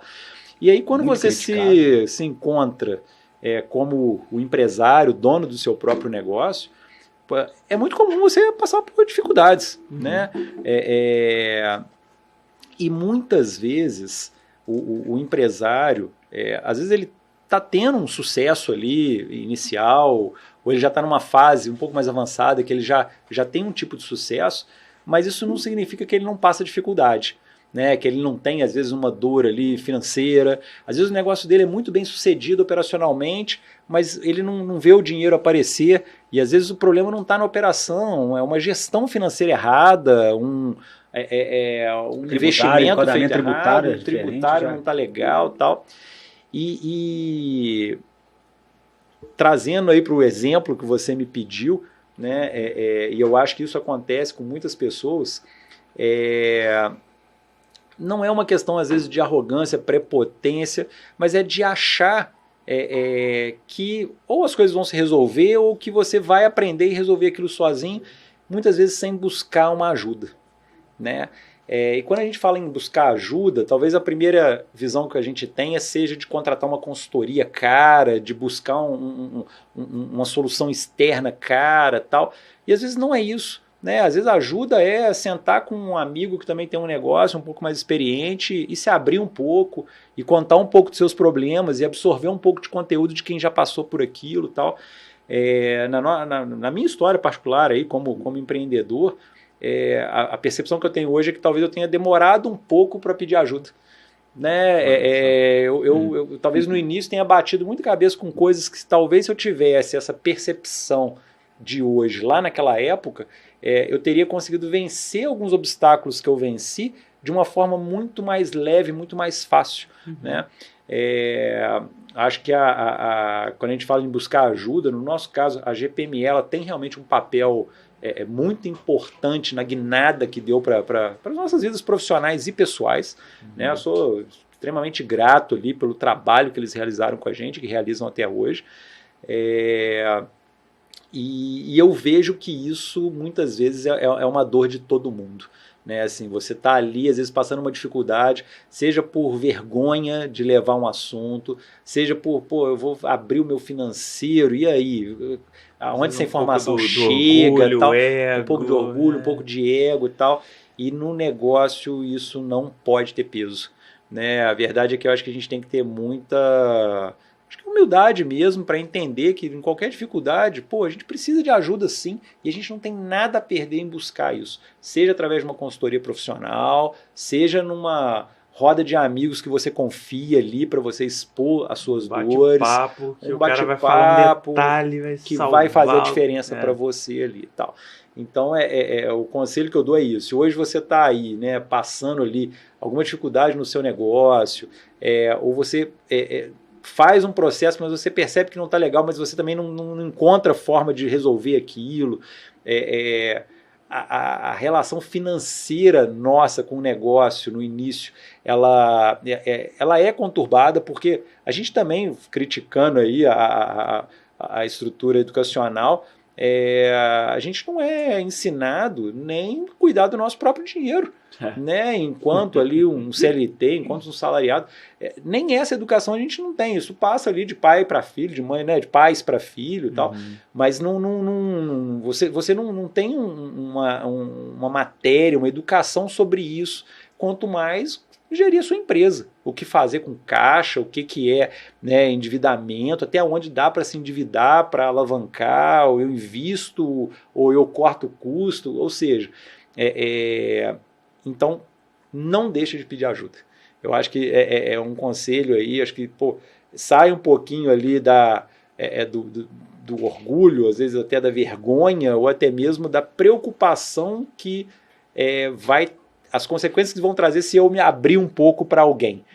Deixa isso de lado. A consequência é melhor que cara, senta, depois que abre, né? pede ajuda, conversa, né? Procure quem você tem uma afinidade ali, ou uma facilidade de se abrir, que esteja um pouquinho à frente, ou que às vezes esteja do seu lado, mas que pode ter um insight diferente daquilo que você está tendo. Falo, às vezes a pessoa fez simplesmente um caminho diferente e funcionou. Isso aí. E aí ela vai te dar uma dica. Regra, né? Isso aí. Não existe regra. Então eu acredito muito nisso, assim, e esse não é um comportamento para quem está começando. Eu acho que esse é um comportamento que vale para todas as etapas da sua vida. Né? Assim, hoje, independente de onde a gente chegou e do que a gente ainda quer construir, eu peço ajuda o tempo inteiro. Né? Eu acho que a troca, o aprendizado constante ali, ele só tem a agregar e trazer bons frutos para você. Né? Então, enfim, eu acho que é uma dica. O fato de estar talvez um pouco da minha formação de estar numa incubadora de empresas, onde a troca ali ela é muito forte. O fato da gente estar numa rede hoje, e é claro que isso traz uma segurança de você não estar sozinho. Né? Você não passa um problema sozinho mais. O problema é seu, ele provavelmente já foi vivenciado pela franqueadora e a franqueadora tem uma solução. E a própria rede também se ajuda hoje. Os franqueados são muito unidos, eles têm grupos, eles conversam, se comunicam e tal. Então, é uma cultura natural hoje essa de se ajudar. Mas quando você tem o seu próprio negócio, muitas vezes você está sozinho. Você tem ali uma contabilidade que é obrigatória e às vezes é uma forma de você se apoiar. Eu vejo muitas pessoas se apoiando numa contabilidade e não tem nada de errado nisso, mas às vezes o seu problema não é um problema contábil. E aí a contabilidade também tem limitação para conseguir te ajudar. Né? Enfim, busca ajuda. né? Eu acho que o tempo inteiro, acho que a questão da troca ali de experiências, da troca de conhecimento e do que você já viveu, você trocar isso com as pessoas só engrandece, só, né, agrega aí ao longo do seu projeto de vida, enfim. Isso vale para um triatlon que a gente conversou quando você foi fazer, se for conversar com alguém que já fez, Sim. Quero ouvir um pouquinho, Exatamente, né, assim. E isso vale para o mundo empresarial, para tudo que a gente Exatamente. Eu, na época, eu conversei com pessoas, conversei com você, conversei com Michel Bogli, que é um das antigas, tem podcast sobre isso. O cara tava indo para os Estados Unidos, me atendeu do aeroporto, dando dica e falando, cara, segura na bike, calma, não empolga, senão você paga o preço na corrida. E aquilo foi ficando na cabeça. E é isso, é troca de ideia. Lá dentro do BNI a gente fala muito isso, porque lá se gera relacionamentos. Então a gente acaba ficando amigos lá, né, dos outros empreendedores e essa troca é muito poderosa. Porque é aquilo que a gente acabou de falar, às vezes a pessoa fala um detalhe, uma coisa que ela te mostra que ela executa na empresa, cara, vai mudar seu jogo e resolver algo que você estava ali um tempo passando perrengue, né, cara? Poxa, muito bom, muito bom. É aquela história, se deixar a gente fica a noite inteira. Podia abrir uma garrafa de vinho, tá chovendo ainda. É mesmo, tá barulho de chuva aí. Poxa, muito bom, Breno, muito obrigado. Tem mais alguma coisa aí que você quer falar dos próximos passos? Não, acho que a gente tá nessa fase hoje, assim, eu acho que existe sempre uma preocupação de expandir, mas do ponto de vista de estratégia nossa, né, assim, sempre buscar a expansão, mas também a manutenção do que se tem. Então, sempre existe ali um divisor de esforços para essas duas áreas, né? Assim, a gente tem que expandir, tem que abrir novas unidades. Quem entra traz uma carga para a franqueadora maior, porque é o onboarding de quem está chegando, então tem todo ali um processo e tal, mas a gente já também não pode, de forma alguma, esquecer de quem já está, né? Então a divisão de peso ali na estratégia sempre está baseada nesses dois. Realmente a ideia aí é a expansão contínua do Japatê nesses 3 modelos, a expansão do Camarê dentro da rede do Japatê e agora também com possibilidade de expandir fora. E pensando sempre fora da caixa, o aprendizado também de trabalhar com 2 marcas, porque aí você passa a ter um calendário de campanhas de 2 marcas, você tem processo produtivo de 2 marcas, você tem EAD de 2 marcas, você tem estratégia de 2 marcas. Apesar de aproveitar, digamos, a cozinha, algumas coisas se duplicam. Se duplicam, né? Assim, a gente faz exatamente, até na ponta o franqueado, ele fala, o processo produtivo, então é uma coisa só. Mas a estratégia comercial, o posicionamento, as parcerias, as influenciadores, enfim, são 2 marcas que precisam de cuidados, tal. E isso cada vez mais tem mostrado para a gente que esse também vai ser um futuro da franqueadora, né? São 2 marcas hoje, mas amanhã vão ser 3, vão ser 4. A ideia é que a gente consiga realmente vir escalando as marcas que já existem, mas também trazer novas marcas, sejam de desenvolvimentos próprios, ou de identificar oportunidades no mercado e fazer processos semelhantes ao que aconteceu com o Camarê. Então, acho que é isso que tem para vir aí pela frente. Muito bom, é muito bom ter gente fera assim na cidade aqui, né, cara? Como é que fala? Tá buscando em que cidade hoje? Claro que você vai falar assim, não, nós estamos aí, mas tem alguma cidade hoje que você, não, ali a gente precisa ainda de mais uma unidade para maturar mais. Você diz o processo de abertura de novas unidades? cidade? Lá a gente tem Vila Velha,